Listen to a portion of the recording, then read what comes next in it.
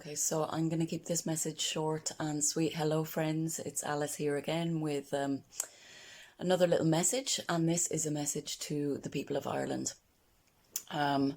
So please forgive me because I've written down a little script, so I'm going to be reading this out for a minute because I just don't want to leave anything out. And like I said, I want to try and keep this short and sweet.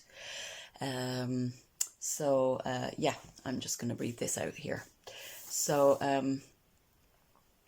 to the people of Ireland, I'm going to keep this message short. It's fairly blatantly obvious now at this stage that things are not adding up with this whole scam, is what I like to call it, or this COVID theatre.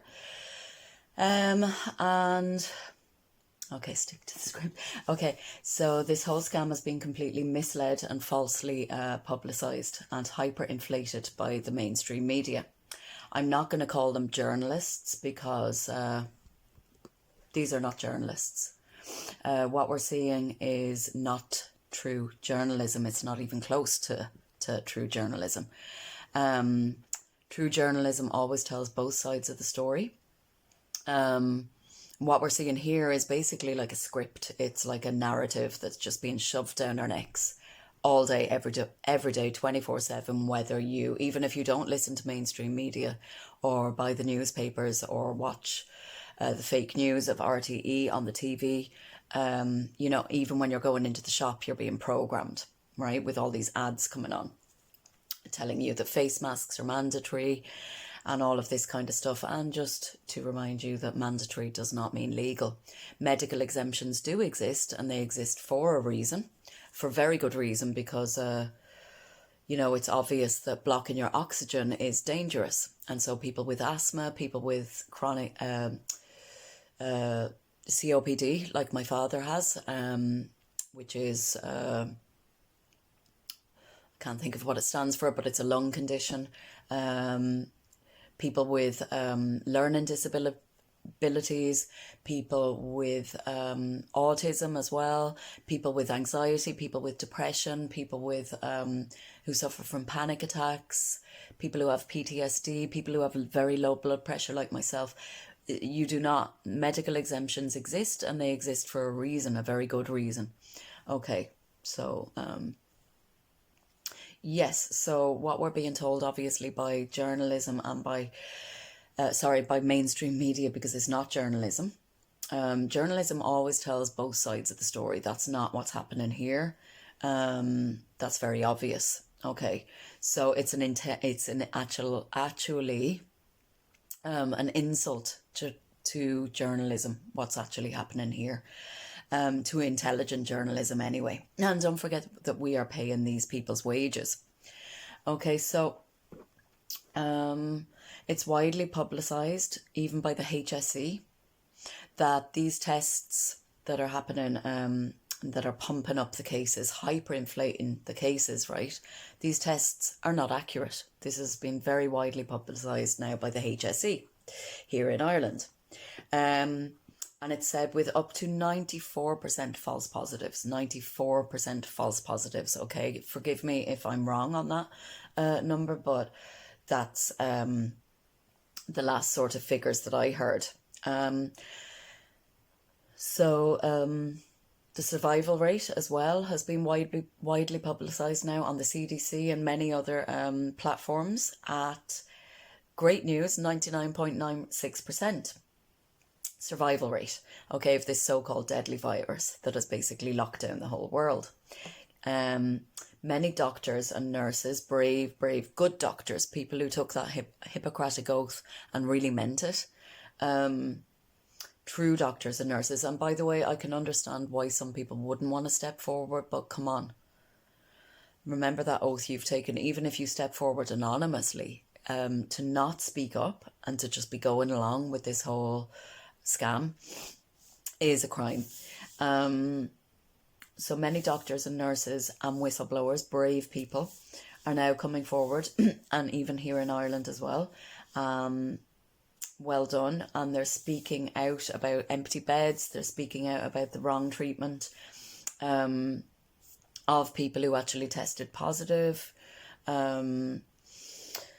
And treatment also very, very safe and effective treatment that was given at the start of the pandemic, interestingly enough, here in Ireland. I'm not going to say the full name, but it's HDQ. Okay, that it was proven to be very effective in treating the virus, and then all of a sudden it was stopped. It was being denied, and anybody speaking about it was basically smeared, and we know the story there. Okay, so treatment being denied as well. That's very, very important to put across, and also what's happening with the treatment of our beloved elderly, being one of the worst crimes actually.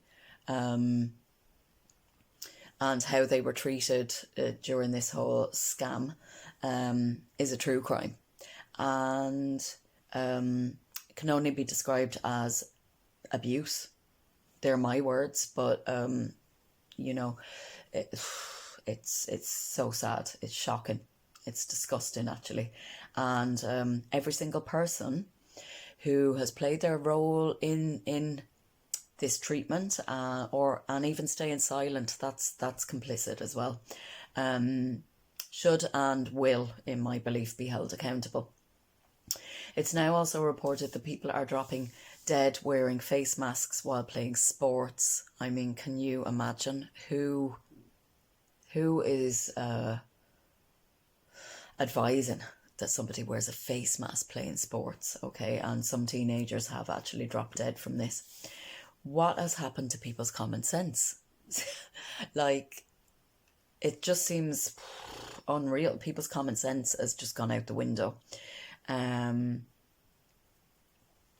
Maybe they've been breathing in their own poison for a little bit too long now. So that's exactly what happens when you wear this piece of filthy cloth on your face.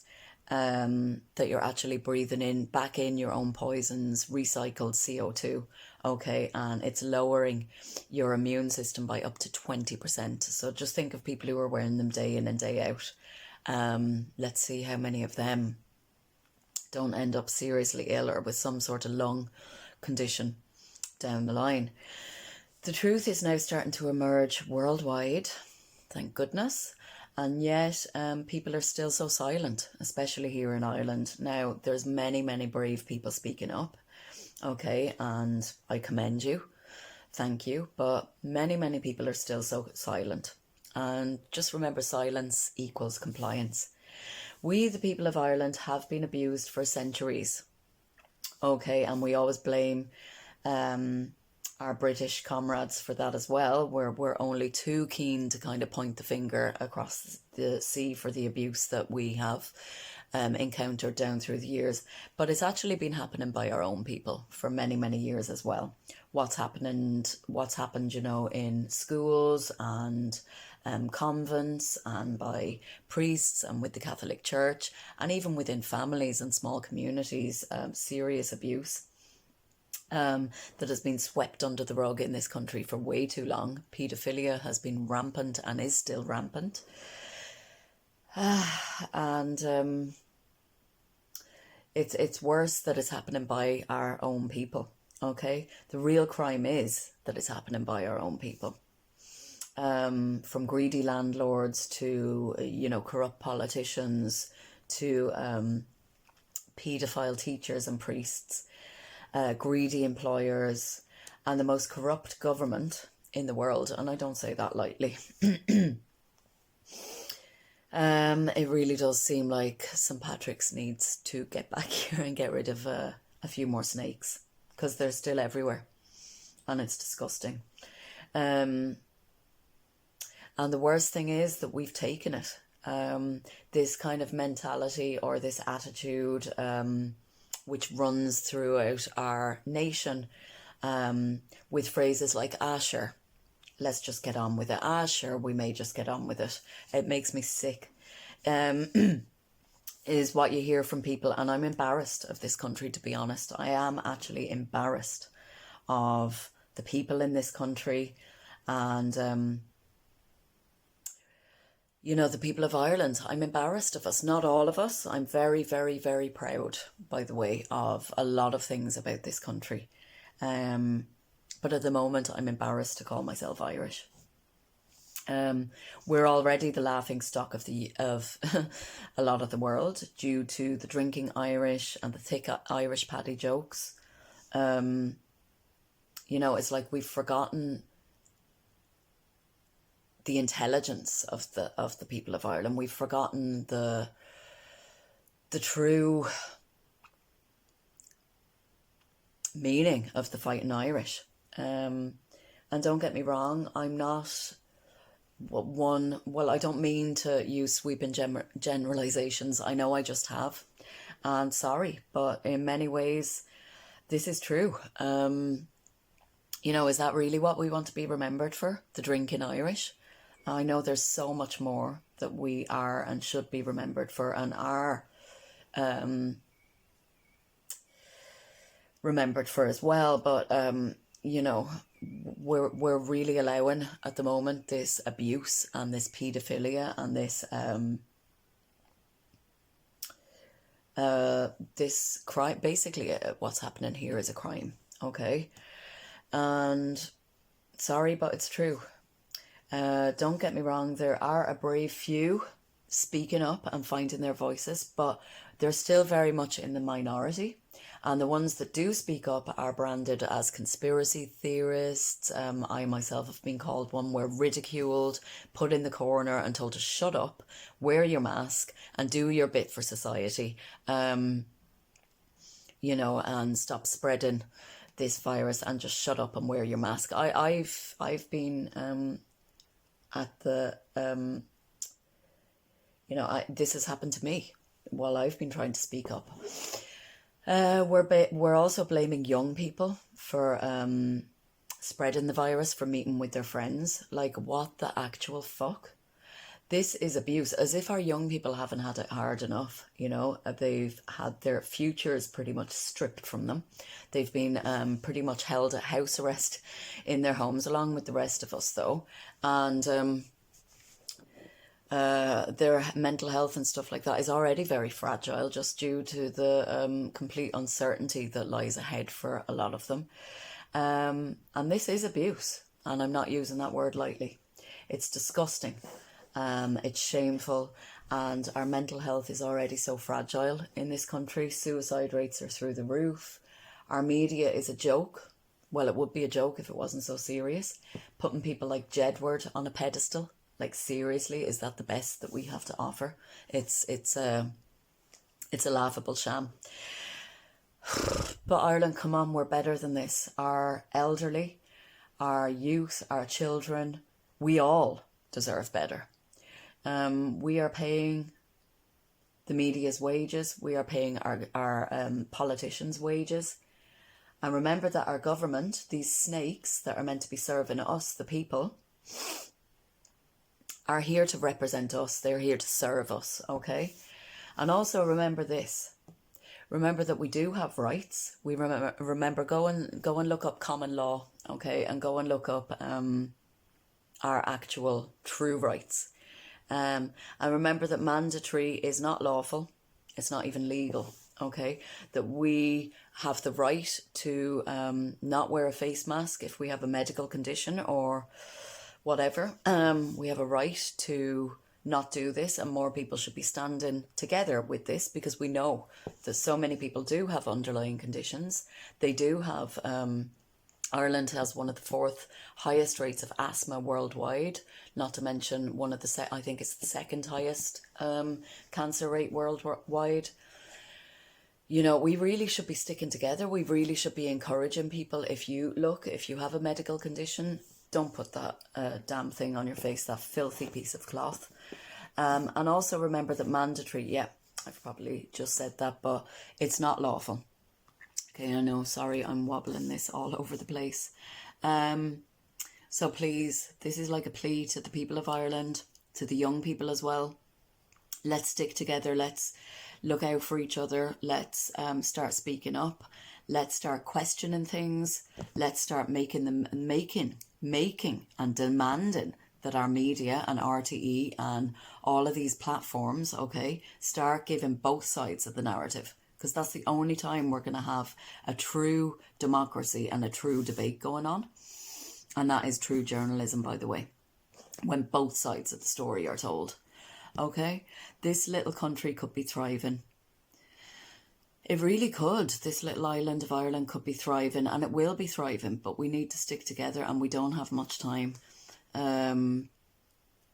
Let's prove that the Irish still have a good fight within them. Let's start standing up and being brave and speaking up. And, you know in your heart when things aren't adding up. And like it's the elephant in the room at this stage. Sorry, but it's staring all of us in the face. It can no longer be denied that this whole thing is a sham. If anything, things are being hyperinflated. The truth is being kept from us. And, this really is our children's future, our future. And our elderly, our parents, our elderly, our beloved elderly who've, fought for this country, who've looked after all of us. They deserve now for us to speak up for them and to start looking out for them. So let's prove that the fighting Irish are going to take a stand, peacefully, of course, and with dignity and integrity, like we really know how to do.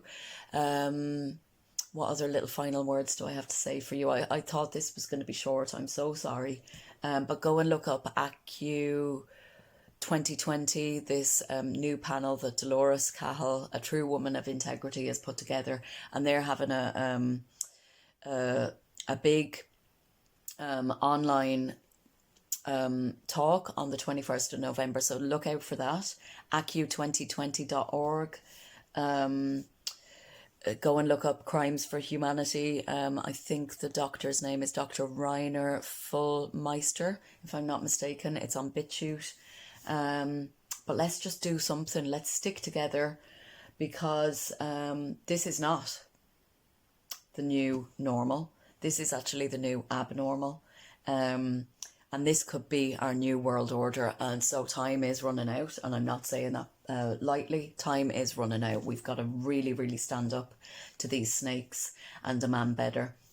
This is, it shouldn't be the new normal. It's abnormal to be programmed and basically abusing our young people and our elderly like this.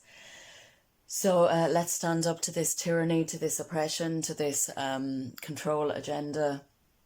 Let's demand better, because this otherwise could be the new normal, where we have no rights, where we're going to be given a social credit system like China. Vaccines could be mandatory. And basically we're going to be slaves to the EU and to our government for the rest of our lives, as if it's not bad enough already. And basically living in poverty. So let's do something, friends, people of Ireland. I'm begging you, people who have a backbone, yes, be proud and speak up. And it doesn't have to be like this. We can create a new future, new communities together, okay? Together. And we're young and old and all of us thrive. So that is my message for today. I love you all, and I just hope that we stand up and do something. Time is of the essence. So that's my message for you all today. Yeah. And that's it. I'll see you all next time. Peace.